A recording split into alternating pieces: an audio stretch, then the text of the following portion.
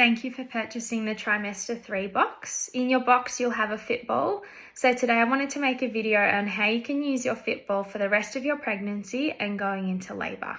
So probably the best use of your fit ball is to actually just sit on it. So I recommend to women when they're in their third trimester to try and avoid sitting on the couch towards the end of the day where they're slouching and slumping, because that can possibly put baby into a posterior position, which we're trying to avoid.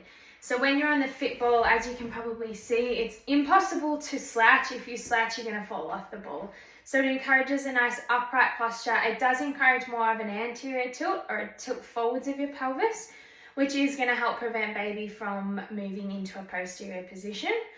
On the fit ball here, we can also do some nice exercises through the pelvis. So we can start with pelvic rocking, where you tilt your pelvis forward and tuck it under. So you're kind of arching your lower back and then flattening out your lower back, and the ball's going to move underneath you. From here, we can move into pelvic circles, where we're moving the ball around in both directions. Your feet will stay planted on the ground while you do this. And then we can also just bounce on the ball up and down, pressing through the heels and just rocking your weight from side to side. If you are wanting to continue some strength training during the last phase of your pregnancy, you can also do anything on the fit ball. So for example, holding some weights, doing bicep curls, shoulder press, tricep extensions, overhead, lateral raise. All of your arm exercises can be done on the ball. It's nice because it just means your core has to work a little bit harder to provide stability. We could also do some single leg lifts here, again working on stability and core control. You could do some roll downs on the ball. The other thing that you can do with the ball for strength is placing it up against the wall, putting it in the small of your lower back and doing some leg movements here. So we can do squats, calf raises, stepping 1 foot forward, 1 foot back into lunging. We could stay down and hold and pulse.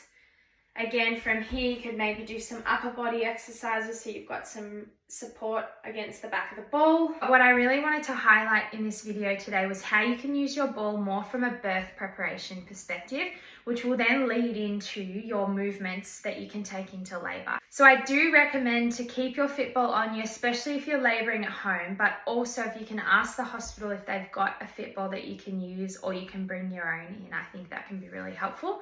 So here are some exercises and stretches that you can do predominantly for your pelvis to try and help prepare your body for birth. So starting off, we've got child's pose. So I've used the ball so that we've got a little bit more space for the belly. So feet together, knees apart, reaching the ball forwards and just letting your chest drop down. You can rest your head on the ball. And from here, taking some deep belly breaths.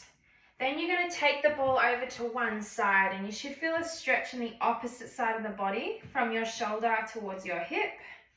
Repeat that on the other side. From here, we're going to do the opposite, puppy pose. That's where your knees are in and your feet are out.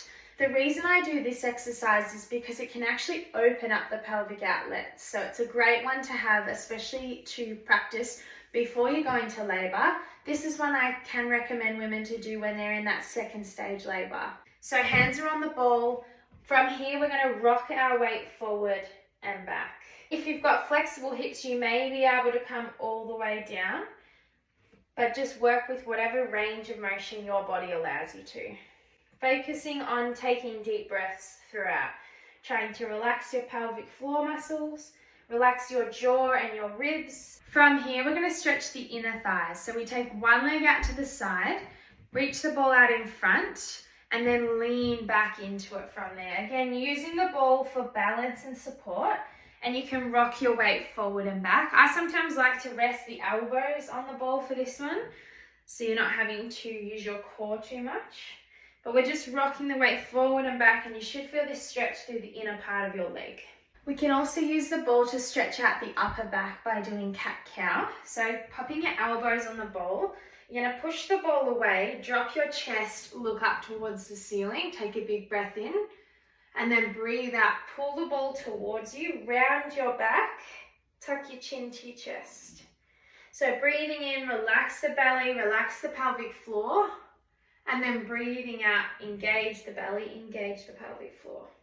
So if you're planning on continuing working through to the end of your pregnancy and you do sit in a predominantly desk-based job, I'd also recommend bringing your fit balls so that you're not sitting still and you can do your bouncing, you can do your rocking and keep your hips moving throughout.